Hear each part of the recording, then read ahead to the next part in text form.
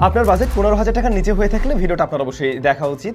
এই মুহূর্তে যে ফোনটা আমার হাতে রয়েছে এর দাম 12,499 টাকা। তবে 12,499 টাকায় সে বেশ কিছু জায়গায় স্পেশাল কিছুই অফার করছে। ফার্স্ট অফ অল আমি বলবো এর ব্যাটারি, যেখানে 6000 mAh পেয়ে যাচ্ছেন আপনারা।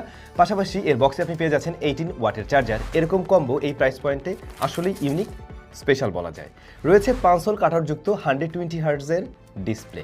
মিডিয়াটেক হেলিও Z81 এর মতো এসওসি রয়েছে, আবার ডুয়াল স্পিকারও রয়েছে। সেই সাথে এই ফোন দিয়ে কথা বলা যাবে উইদাউট সিম, উইদাউট ওয়াইফাই কানেকশন, মানে সিম এবং ওয়াইফাই ছাড়াই এই ফোন দিয়ে কথা বলা সম্ভব।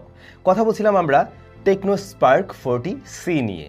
স্পার্ক 40C একেবারে এন্ট্রি লেভেলের একটা ডিভাইস। 12,499 টাকায় একটি ভ্যারিয়েন্টই বাংলাদেশ মার্কেটে ওরা লঞ্চ করেছে। প্রথমত ফোনটার ডিজাইন খুবই স্পেশাল, যে এমন কিছুই না, একেবারে অ্যাজ ইউজুয়াল টাইপের ডিজাইন। পার্সোনালি আমার কাছে ব্যাকশেল বা ব্যাক ক্যামেরার ডিজাইন পছন্দ হয়নি। এটা আপনাদের কাছে কেমন লেগেছে কমেন্ট করে জানাবেন।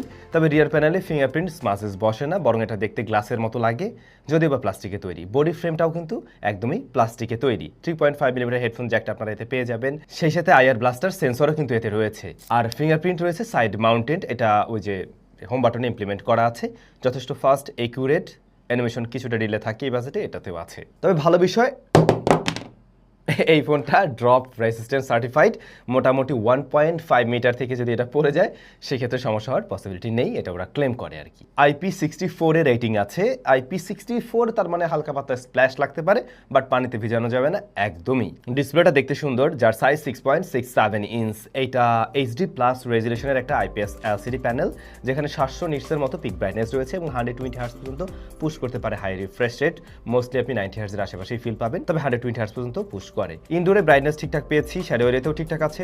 ডিরেক্ট সানলাইটে, একেবারেই ডিরেক্ট সানলাইটে কিছুটা স্ট্রাগল হতে পারে আর কি। তবে ডিসপ্লেটার টাচ রেসপন্স ভালো, কালার রিপ্রোডাকশন ভালো। 500 কালারটা আরেকটু ছোট থাকলে আরো সুন্দর লাগতো দেখতে। মিডিয়া কনজাম্পশন যারা করবে তাদের কাছে খুব একটাও খারাপ লাগবে না এই ডিসপ্লের কালার রিপ্রোডাকশন যেহেতু ভালো।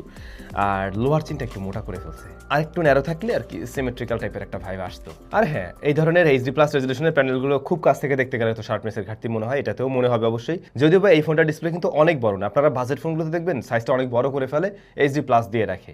হয় কি ওই ডিসপ্লেগুলো আরও বেশি ইয়া লাগে, শার্পনেস কম মনে হয়।